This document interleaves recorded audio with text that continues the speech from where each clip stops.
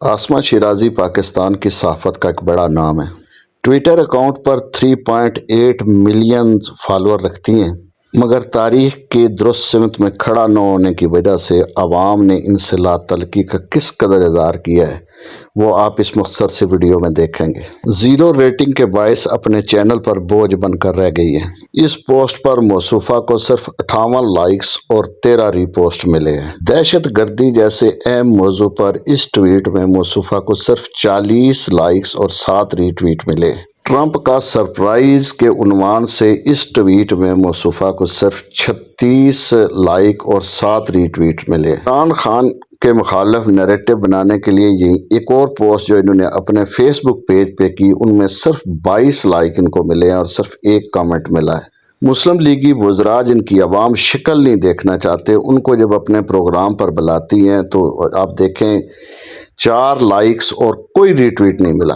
عطا تارڑ کے ساتھ اپنے پروگرام کی اسی پوسٹ کو انہوں نے جب اپنے فیس بک پیج پر اپلوڈ کیا تو صرف 198 لائکس اور 25 کمنٹس ملے، اور کمنٹس بھی مخالف۔ حکومت کی تعریف میں پل باندھتے ہوئے ایک اور پروگرام کی ویڈیو اپنے فیس بک پیج پہ اپلوڈ کی ہے جس میں ان کو 68 لائکس اور صرف 1 کمنٹس ملا ہے، وہ بھی مخالفت میں۔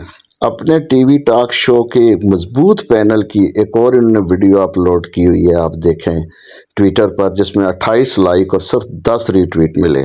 بغض عمران کی مارس خاتون نے اپنے ایک اور پروگرام میں جس میں بنوں کی دہشت گردی میں اس نے KP کے گورنمنٹ کو بہت رگیدا ہے، اس میں آپ اس کو دیکھیں صرف 19 لائکس اور 3 ری ٹویٹ ملے۔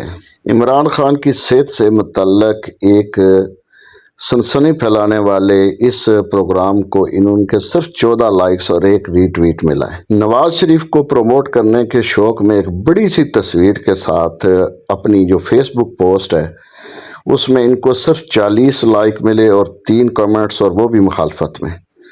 تو ریٹنگ کے اعتبار سے اس وقت محترمہ کا یہ عالم ہے کہ جو ان کو مل رہی ہے وہ اپنے ملاحظہ کی ہے، اس سے تو چینل پر یہ بوجھ ہی محسوس ہوتی ہیں۔ اللہ جانے ان کا چینل ان کو تنخواہیں کیسے دیتا ہے اور کیوں دیتا ہے۔